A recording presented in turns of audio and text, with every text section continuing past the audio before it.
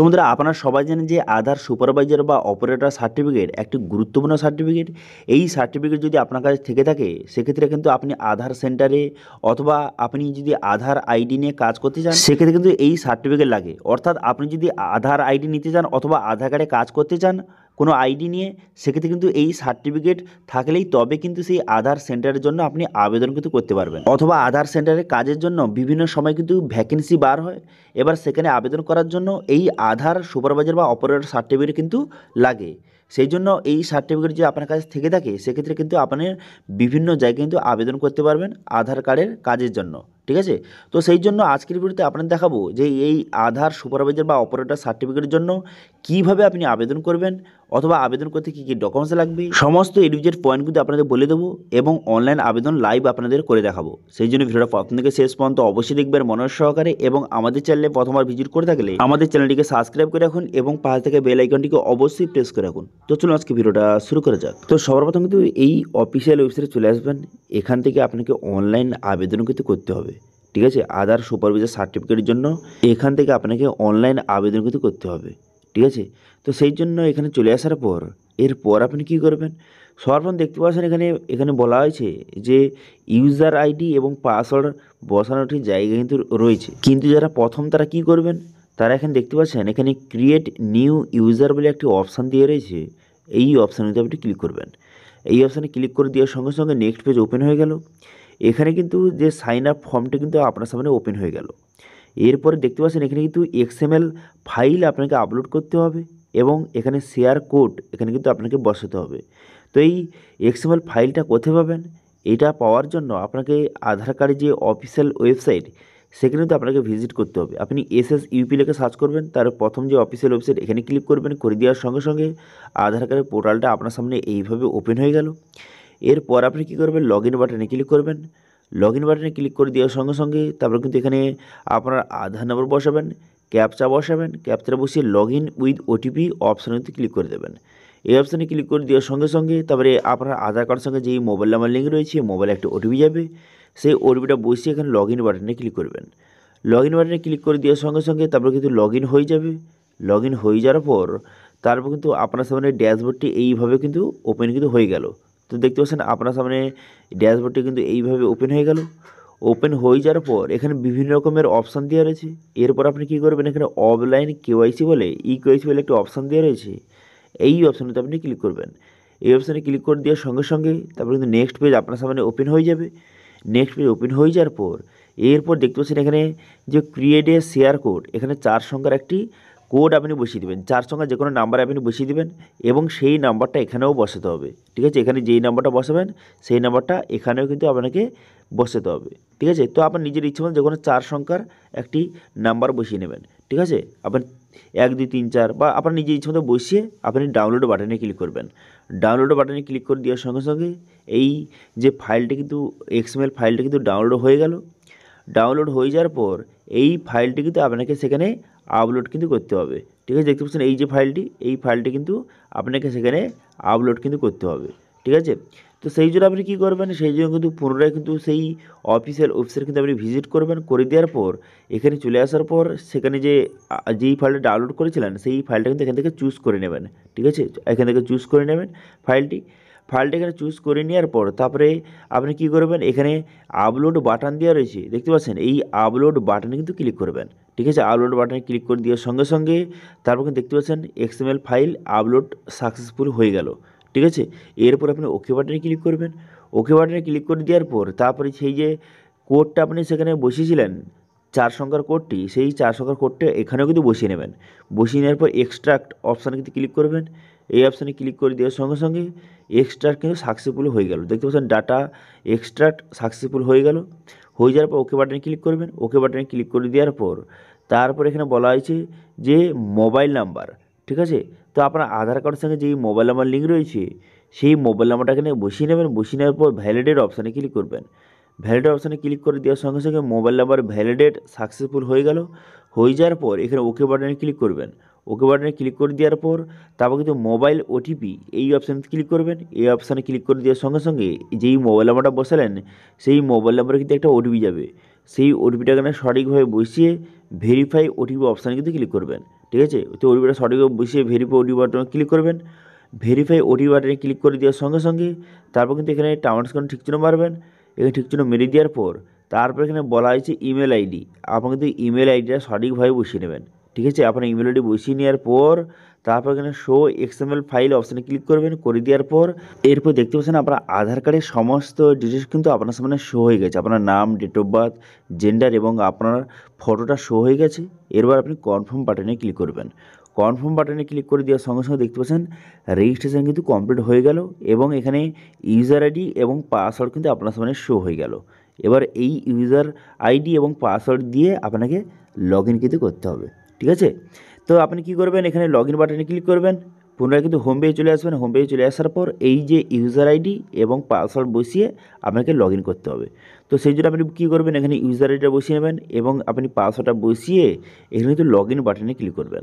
Log in বাটনে click করে দেওয়ার পর যেই যে ওল্ড পাসওয়ার্ডটা যেটা আপনাকে পাঠানো হয়েছিল সেই পাসওয়ার্ডটা বসিয়ে নেবেন। বসিয়ে নেওয়ার পর এবার নিউ পাসওয়ার্ডের জায়গায় আপনি নিজের ইচ্ছামতো একটি পাসওয়ার্ড বসিয়ে নেবেন এবং সেই পাসওয়ার্ডটা কনফার্ম কিন্তু করে দেবেন। এবার দেখতে পাচ্ছেন একটি সিকিউরিটি কোশ্চেন কিন্তু এখানে করা হয়েছে। তো সেই হিসাবে আপনার এখানে যে কোনো একটা কোশ্চেন সিলেক্ট করবেন এবং সেই কোশ্চেনের অ্যান্সার কিন্তু আপনাকে এখানে দিতে হবে।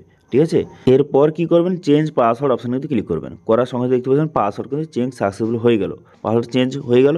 এবার ওকে বাটনে ক্লিক করবেন। ওকে বাটনে ক্লিক করার পরে দেখতে পাচ্ছেন এখানে নিচের দিকে আসবেন, এখানে ডিটেলস করে দেওয়া রয়েছে। এখানে ডিটেলস দেখে নেওয়ার পর এখানে টার্মিনাল ঠিক চিহ্ন মারবেন। টার্মিনাল ঠিক চিহ্ন মেরে দেওয়ার পর কন্টিনিউ বাটনে ক্লিক করবেন। এরপর কিন্তু বেসিক ডিটেলস আপনাকে বসাতে হবে। তো সেই জন্য এখানে দেখতে পাচ্ছেন যে এডুকেশনাল ডিটেলস, যে আপনার কতদূর পড়াশোনা সেটা আপনি এখান থেকে সিলেক্ট করবেন। করে দেওয়ার পর তারপর এখানে বলা হয়েছে যে লেভেল অফ এক্সাম, ঠিক আছে, কতদূর পড়াশোনা সেটা আপনি সিলেক্ট করে নেওয়ার পর লেভেল অফ এক্সাম আপনাকে সিলেক্ট করতে হবে। ঠিক আছে, তো এই অপশানে ক্লিক করে আপনি কী করবেন, এখানে এখানে দুটো অপশান দেওয়া রয়েছে। তো আপনি এখানে কী সিলেক্ট করবেন, আপনি যে সেকেন্ড যে অপশানটা সেটা কিন্তু আপনি সিলেক্ট করবেন, সিসিএমপি অপারেটর কাম সুপারভাইজার। ঠিক আছে, সেকেন্ড যে অপশানটা সেটা আপনি কিন্তু সিলেক্ট করবেন, সেটা আপনি এখান থেকে সিলেক্ট করে নেবেন। সেকেন্ড অপশানটা সিলেক্ট করে নেওয়ার পর তারপর এখানে বলা হয়েছে যে এক্সাম ল্যাঙ্গুয়েজ আপনাকে সিলেক্ট করতে হবে। তো সেই জন্য আপনি কী করবেন, এক্সাম ল্যাঙ্গুয়েজ আপনাকে সিলেক্ট করতে হবে। তো সেই জন্য এখান থেকে বিভিন্ন ল্যাঙ্গুয়েজ কিন্তু এখানে লিস্ট দেওয়া রয়েছে। এবার এখান থেকে যদি আপনি বাংলায় এক্সামটা দিতে চান সেক্ষেত্রে আপনি বেঙ্গলি কিন্তু সিলেক্ট করে নেবেন। ঠিক আছে, অথবা যদি আপনি অন্য কোনো ল্যাঙ্গুয়েজে এক্সাম দিতে চান সেটা আপনি সিলেক্ট করতে পারেন। এরপর এখানে কী বলা হয়েছে, এবারে বলা হয়েছে যে আপনার এজেন্সি কোড কিন্তু আপনাকে সিলেক্ট করতে হবে। তো সেই জন্য আপনি যদি একজন সিএসসি ভ্যালি হয়ে থাকেন সেক্ষেত্রে আপনি কোন কোডটি সিলেক্ট করবেন, তো সেক্ষেত্রে 221 নম্বর সিএসসি গভর্নমেন্ট, ঠিক আছে, যে এজেন্সি কোডটা সেটা আপনি সিলেক্ট করতে পারেন। অথবা যদি আপনি অন্য কোনো ব্যাংকের এখানে এজেন্সি কোড ইউজ করতে চান সেটাও এখান থেকে করতে পারেন। ঠিক আছে, এখানে এজেন্সির লিস্ট কিন্তু দেওয়া রয়েছে, সেটা আপনি এখান থেকে সিলেক্ট করবেন।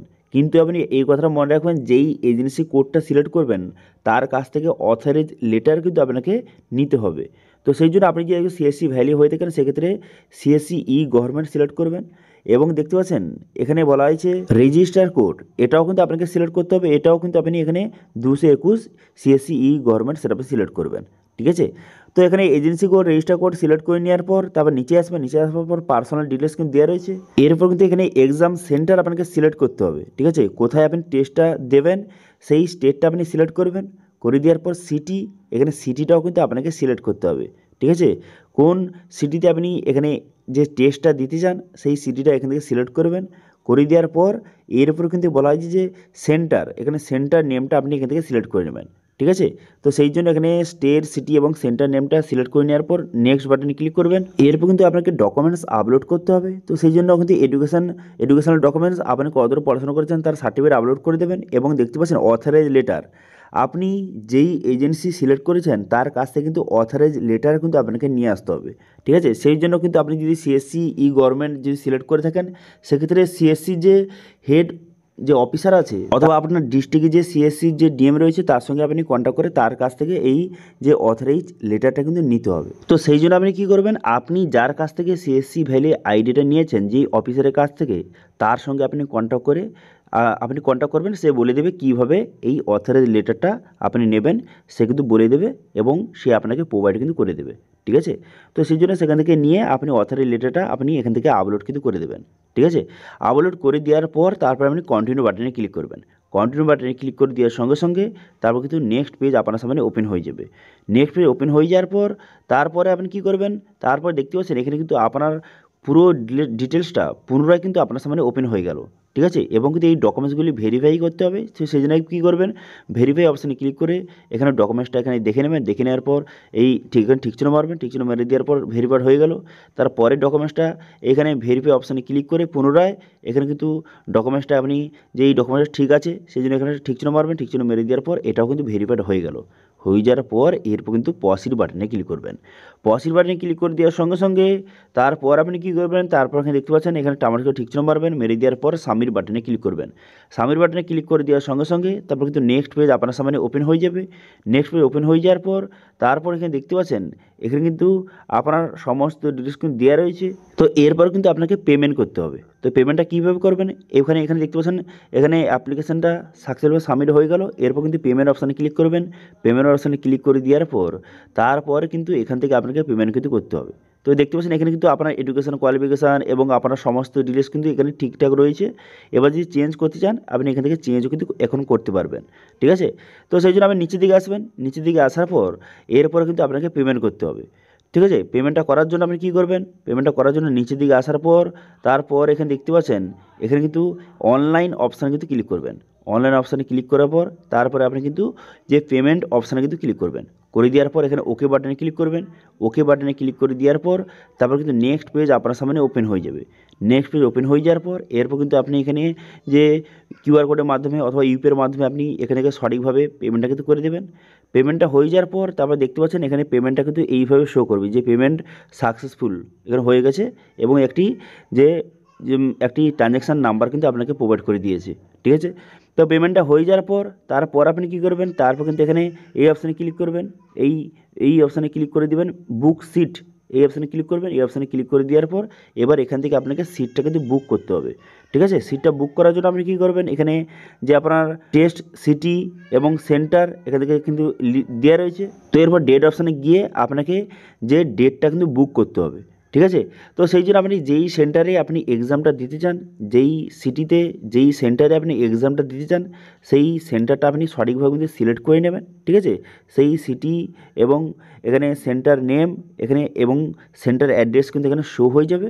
তো সেই জন্য কিন্তু সেন্টারটা আপনি সিলেক্ট করবেন এবং তার পুরো অ্যাড্রেসটা শো হয়ে যাবে। যেই সেন্টারে আপনি এক্সামটা দিতে চান সেই সেন্টারটা এখানে সিলেক্ট করবেন এবং ডেট আপনি সিলেক্ট করবেন, কোন ডেটে আপনি এক্সামটা দিতে চান।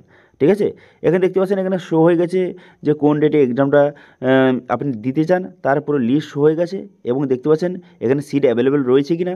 যদি সিট অ্যাভেলেবেল থেকে থাকে সেক্ষেত্রে বুক অপশানে ক্লিক করবেন। এখানে দেখতে পাচ্ছেন বুক অপশান, এই অপশানে ক্লিক করে আপনি সেই ডেটটা কিন্তু বুক করে নেবেন।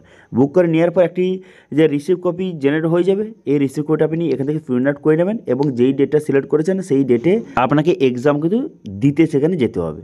সেখানে দিতে যাওয়ার পর এক্সামটা দিয়ে দেবেন। দিয়ে দেওয়ার পর তারপরে এখান থেকেই আপনার কিন্তু যে এক্সাম যে তার স্ট্যাটাস কিন্তু চেক করতে পারবেন যে আপনি পাস করেছেন না ফেল করেছেন, কী ডিটেলস সেগুলো কিন্তু আপনি এখান থেকে অনলাইন থেকে চেক করতে পারবেন এবং এখানে পাস হয়ে যাওয়ার পর এখান থেকে আপনি সার্টিফিকেট কিন্তু ডাউনলোডও কিন্তু করতে পারবেন। ঠিক আছে, এখান থেকে সার্টিফিকেট ডাউনলোডও কিন্তু খুব সহজে করতে পারবেন। ঠিক আছে, এবং এখানে দেখতে পাচ্ছেন মক এক্সাম অপশানে ক্লিক করে এখান থেকে যে কী বিষয় এখানে এক্সামটা হবে তার এখানে মক টেস্ট কিন্তু আপনি এখানে দিতে পারবেন। ঠিক আছে, মক এক্সাম অপশানে ক্লিক করে এখানে কী বিষয় থেকে কোন বিষয় থেকে কোশ্চেন আসবে এখান থেকে পুরো লিস্ট কিন্তু দেওয়া রয়েছে, এখান থেকে দেখে নিতে পারবেন।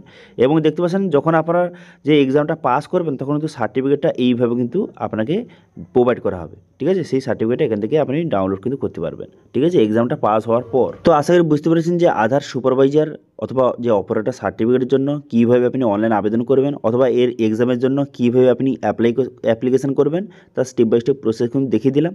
এবার এই আধার সুপারভাইজার বা অপারেটর সার্টিফিকেট নিয়ে কোনো রকম যদি আপনার কোয়েশ্চেন থেকে থাকে অবশ্যই কমেন্ট করুন, আমি অবশ্যই তা রিপ্লাই করব। এবং আজকে ভিডিও ভালো লাগে তাহলে ভিডিওকে লাইক করে দেবেন এবং ভিডিও কিন্তু বন্ধুর সঙ্গে শেয়ার করে দেবেন এবং আমাদের চ্যানেলে প্রথমবার ভিজিট করে থাকলে আমাদের চ্যানেলটিকে সাবস্ক্রাইব করে রাখুন এবং পাশে থাকা বেল আইকনটিকে অবশ্যই প্রেস করে রাখুন। আজকে ভিডিওটা এই পর্যন্ত দেখা আছে নেক্সট ভিডিওতে। Thank you.